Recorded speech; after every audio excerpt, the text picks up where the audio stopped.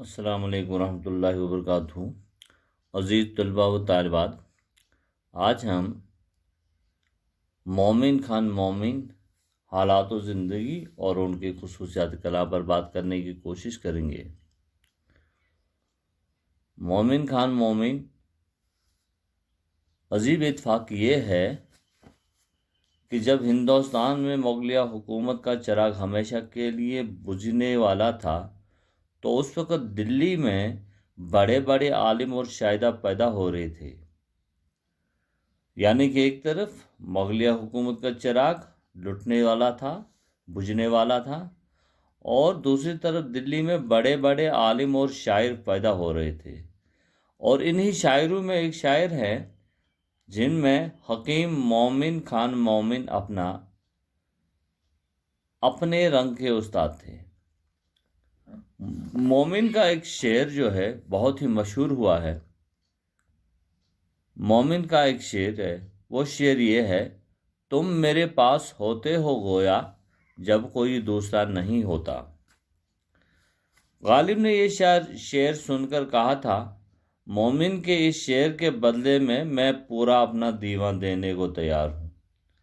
ہمارے ایک نقاد نیاز فتح فوری نے کہا تھا کہ انہوں نے فرمایا ہے کہ میرے سامنے اگر تمام کلاس کی شعراء کے دیوان میرے سامنے رکھ دیے جائیں اور ان میں سے صرف ایک دیوان کو منتخب کرنے کو کہا جائے تو میں بلا تعمیل مومن کا دیوان اٹھا لوں گا اور کہوں گا باقی سب دیوان جو ہے انہیں لے جاؤ۔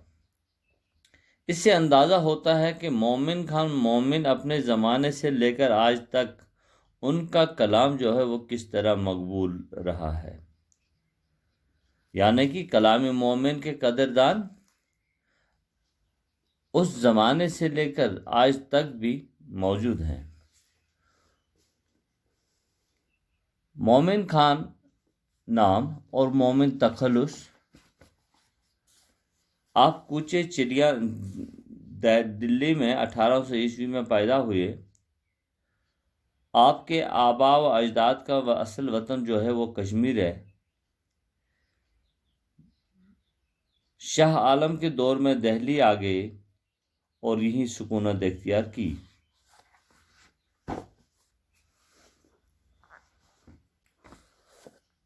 مومن خان مومن نے عربی اور فارسی کی تعلیم اس وقت کے مشہور عالم مولانا شاہ عبد القادر سے حاصل کی۔ طب اور حکمت طب اور حکمت کی کتابیں اپنے والد اور چچا سے پڑھی اور والد کے کلینک میں نسخہ نویسی کرنے لگے۔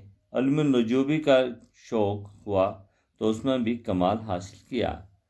شعر و شاعری سے شروع سے ہی لگا تھا۔ شروع میں شاہ نصر الدین چراغ دہلی کے شاگرد ہوئے، لیکن بہت تھوڑے دنوں میں خود اعتمادی کے ساتھ شعر کہنے لگے اور ادبی دنیا میں مشہور ہوئے۔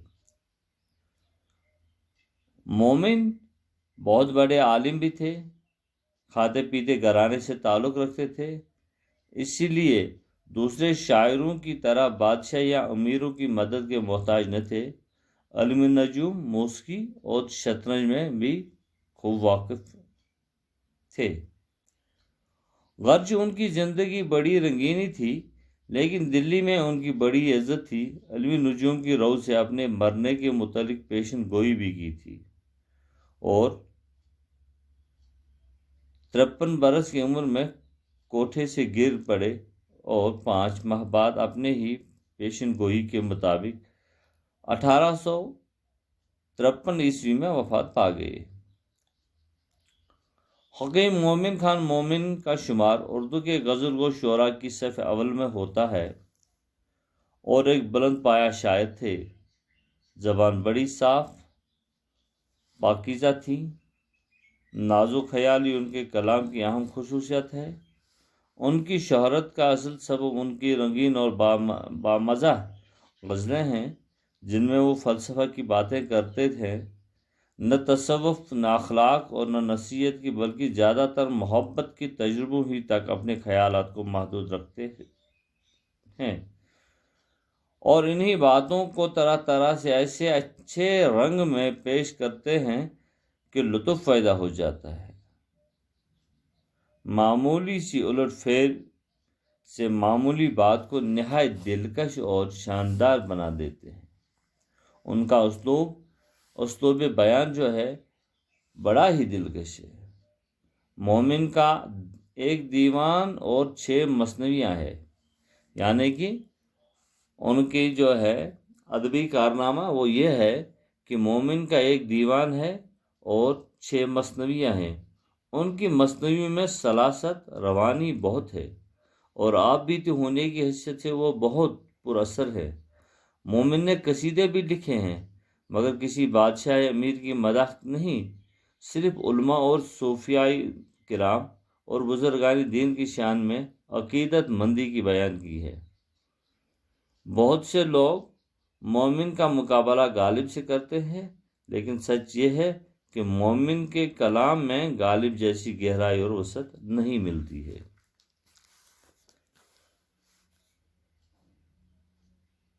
عزیز طلباء و طالبات، مومن خان مومن کے بارے میں ہم نے بات کرنے کی کوشش کری ہے۔ حالانکہ مومن نے اپنے تخلص کا استعمال اسی مہارت سے کیا ہے کہ اس سے ایک الگ اور باقاعدہ مفہوم نکل کر سامنے آئے اور شعراء کی معنویت بڑھ جائے۔ مومن کے یہاں رعایت لفظی کا استعمال بھی بہت پایا جاتا ہے، اور کبھی کبھی رعایت لفظی کے بربار کلام میں حسن باقی نہیں دیتا۔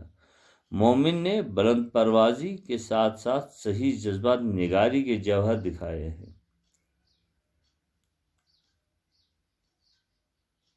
عزیز طلباء و طالبات، حالات زندگی مومن خان مومن اور ان کی خصوصیات کلا پر ہم نے بات کرنے کی کوشش کی ہے، اور اگلے دفعہ یعنی کہ کل پرسوں پھر ہم ان کی غزلوں کی تصحیح کرنے کی کوشش کریں گے۔ تب تک کے لیے آپ سے میں ودا ہوتا ہوں۔ اللہ حافظ۔